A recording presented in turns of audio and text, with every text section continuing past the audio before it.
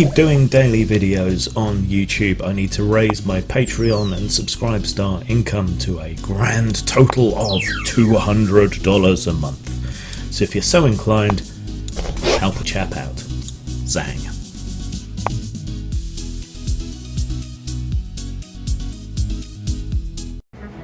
Take what you can. Give nothing back. It's been a hot minute since I last managed to do one of these, but the idea originally was to do a series wherein I would relax my atheistic fervour and I would examine various religions and philosophies and so on and try to extract something useful or good out of any of them, as well as, because I can't help myself, identifying some of the flaws in these things, but to try and find common threads and useful practices and useful ways of thinking and value in these beliefs that I don't hold. Right? Not exactly an olive branch, maybe an olive leaf, perhaps, but you know, these modes of thought have had a grasp on society, on civilization for thousands of years, mostly to the negative, I would tend to say, in most cases, unfortunately. But there's no denying the power and the grip that they've had, and there's no smoke without fire, so there must be something useful or appealing or worthwhile in some of these ideas. I think I only got as far as Christianity last time. This time I'm going to look at Buddhism. Buddhism is a weird one. It's classified as a religion. Some branches of Buddhism do have spiritual, supernatural beliefs. Others do not. There are various sects of Buddhism. Some are better than others in terms of their impact on human misery. Some are worse than others. Aspects of it can prop up oppressive systems. But everyone tends to have a reasonably fluffy view of Buddhism. I think there's a certain filtering that has already gone on when it comes to Western Buddhism, as often practiced by celebrities and so on, where they've taken the nicer parts, the parts that are more compatible with a more liberal, individualistic, you know, American, Western European mindset, and that's the version we see. You know, when you see Richard Gere or whoever practicing Buddhism, that's the kind that's being done. But that's not so much the case in the rest of the world. So while there are these supernatural beliefs in some aspects of it, it is really more of a philosophy and a practice that doesn't depend on and isn't contingent upon those religious beliefs necessarily.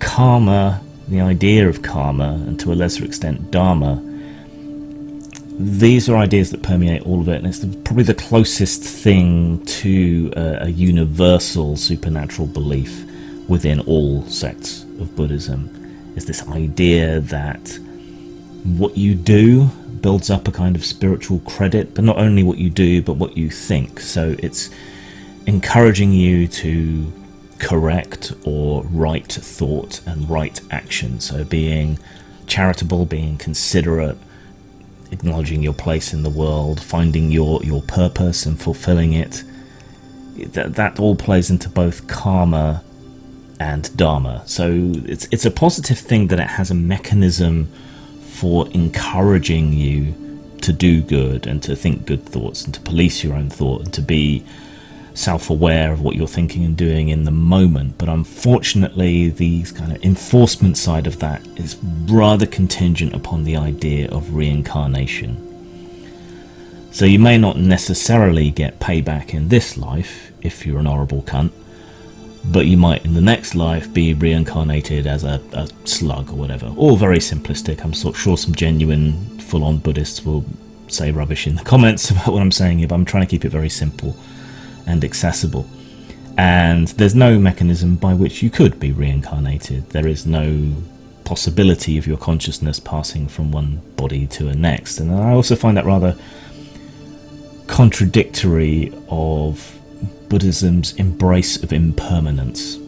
So another almost universal idea is that it's our attachment to things and our desire for things and our want for there not to be change when the only constant can be change is something that leads to suffering.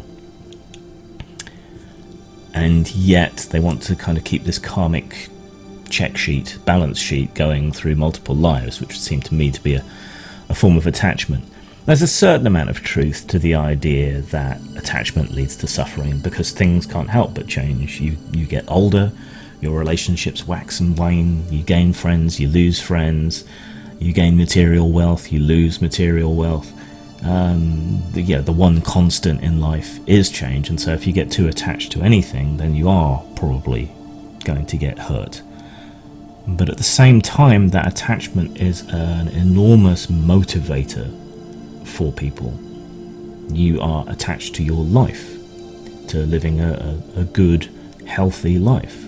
And it is our attachment to that leads us to do things like develop high-end medicine, to create charities, to do good deeds for other people, to try and extend, prolong and maintain good standards of life that we have. So attachment, it can lead to suffering, it can lead to negative effects, if you're covetous or you want more than you need and that sort of thing. But if you remove that as a motivator, you also remove a lot of motivation to do a lot of good things. And I think that's why Buddhism tends to have a reputation of being quite static and passive and passivistic to a level that is detrimental to followers of Buddhism. Not all, obviously. Kamikaze pilots came from Zen Buddhism. But that takes us to the other downside, this idea of Dharma, of having your place in society, your role to fulfill. Now, in an ideal context, that can mean, okay, I need to find where I am happiest, I need to find my role, what I was meant to do.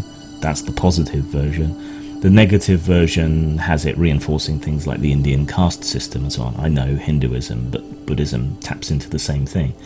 And in that idea, your Dharma is destined, and struggling against your Dharma leads to suffering and problems and so on. So it can have a very negative side in that it can reinforce oppressive hierarchies and systems, and this kind of idea of, instead of finding your place, it becomes about know your place.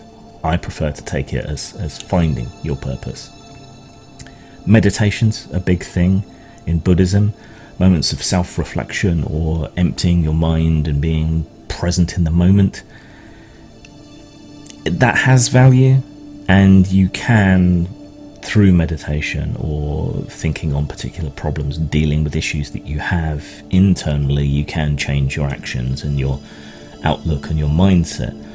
Unfortunately, this idea of mindfulness, of being in the moment, is often thrown about like it's some sort of panacea to mental health issues and so on, which it isn't. It's a coping mechanism, really, at best. And so long as you're merely coping, you're not dealing with the underlying problems. So like most things, there's a lot of nuggets of goodness within Buddhism, but if they're taken to extremes or applied in a negative way, then you've got a problem. It's like the phrase toxic masculinity. It's used to just mean and to bash on masculinity as a whole. But to my mind, what it should mean is those masculine qualities taken to an extreme. So competition can be good. It can drive innovation and help you strive to be the best. If you take it to an extreme level where you have to beat everybody else, and it's not about self-improvement or bettering yourself, and it's about more competing with or destroying other people so you can win, that's when it becomes negative. So in a similar way with ideas in Buddhism, you can have decent Buddhism where Dharma is about finding the right place for you in society, fulfilling your role, living your purpose in the world.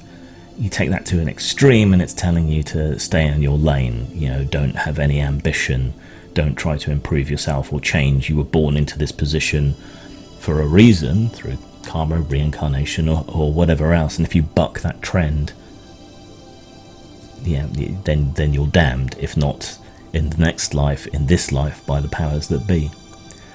So I think the positive things that we can take from Buddhism are being aware that everything is impermanent, but not necessarily going the full way and divesting yourself of attachment. The idea that good deeds are reciprocal, but in this life, so you do good things for other people, they will tend to do good things for you. A minority of people will exploit you, but they're a minority. And that it's a good thing to help others because that's also good for us. And to try and steer our thoughts to thinking positively and well of things that occur and of others, because that eventually will have a knock-on effect on your mood, your outlook, and your actions. So that's really what I would take from it. Understanding that things inevitably change and decay and pass away. We shouldn't get overly attached. That we should seek what makes us happy and makes us fulfilled, more than just material gain. And being aware and working on ourselves, meditating in the sense of thinking on our problems and issues, because that can help make them better. Zang. Old Fat Punks is part caper, part comedy, part nostalgia, and part commentary. It follows three aging punks as they build themselves up for one big, nihilistic last hurrah. You can buy Old Fat Punks at Amazon, Drive-Thru Fiction, or Lulu.com. Follow the links below or search on those sites. It's time for you boys to share my last taste of the true black meat. Flesh of the giant aquatic Brazilian centipede.